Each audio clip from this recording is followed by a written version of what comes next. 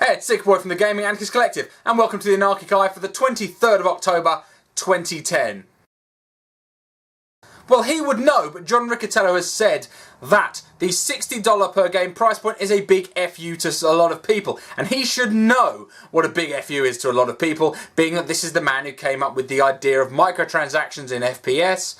He wanted to see Battlefield with microtransactions, and he is the douchebag that put microtransactions into Dead Space. So he certainly knows about saying FU to the people.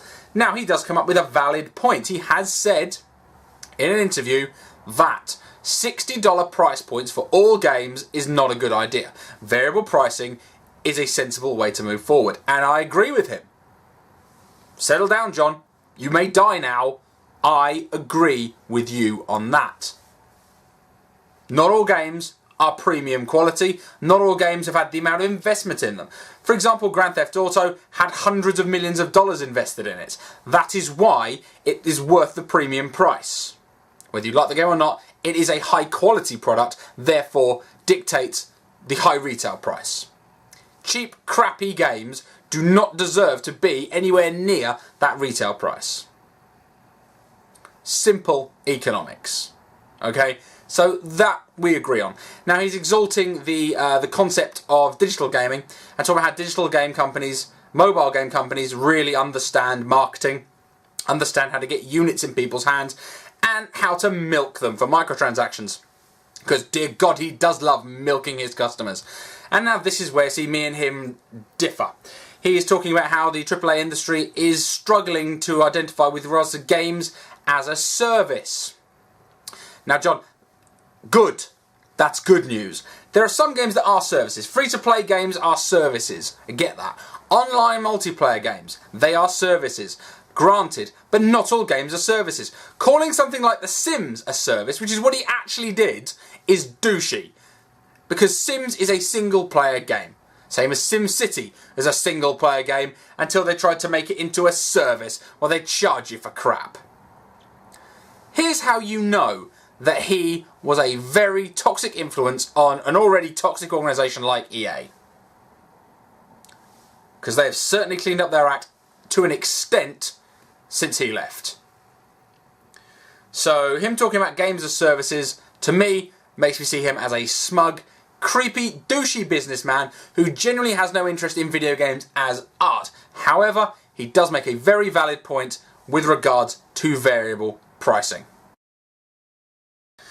Okay, well, Sony have cleared up how this upgrade to next-gen gumph is going to work. Now, they've talked about upgrading PS3 games to PS4 games. Now, this is only a very limited number of games. This is NBA 2K14, this is Battlefield 4, this is Assassin's Creed 4, this is Call of Duty Ghosts, and this is the Injustice Ultimate Edition. Those are the only titles that are allowed to be upgraded from PS3 to PS4. Now, there's two ways of doing it.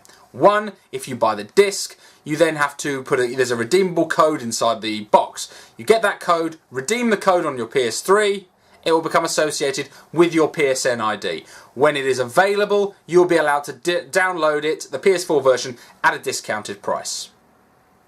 Similarly, if you buy a digital game on the PS3 store, God knows why you would. If you buy any of those games digitally on the PSN, slap yourself in the face because you are being ripped off. However, if you were to do that, you then will get an automatic discount assigned to your PSN ID, so when you download the PS4 version, you get it for that discounted price.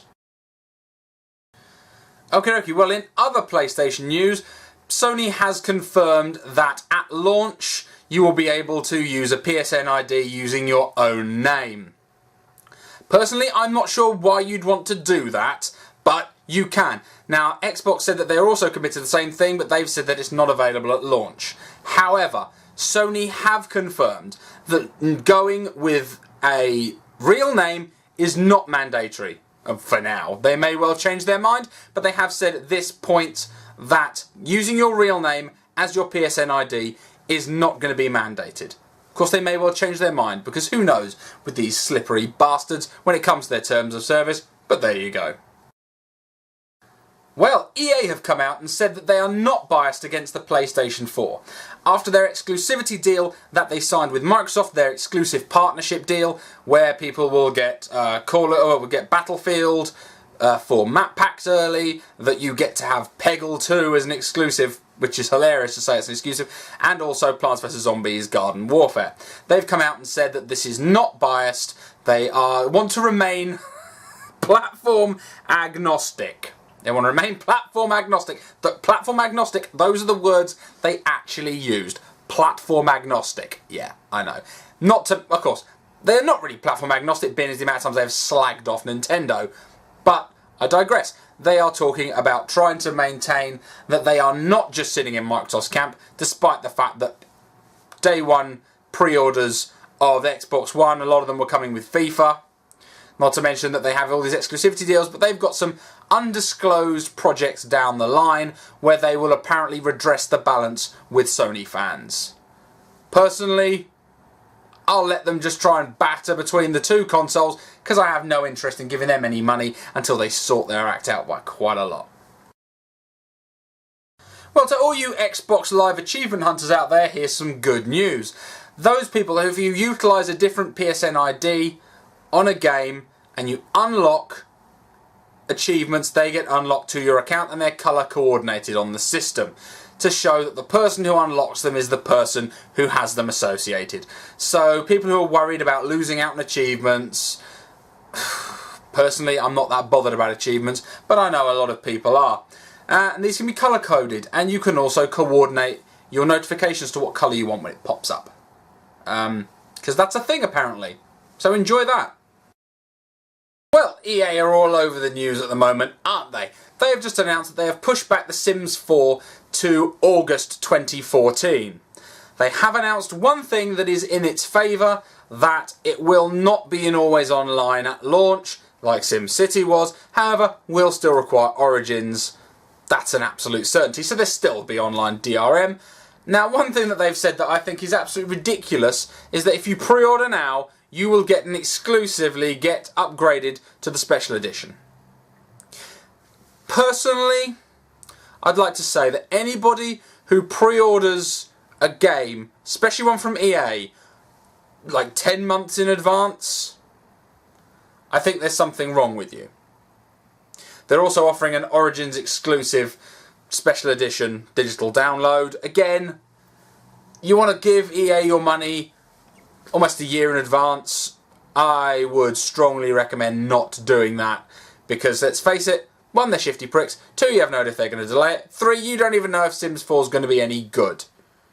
So, there we go. That is an interesting little idea. I don't know why they're announcing pre-orders now. Obviously, they must need the cash. Who knows? Anyway, you've been looking through the 2020 vision of the Anarchic Eye. Thanks all for watching. I'll catch you guys later.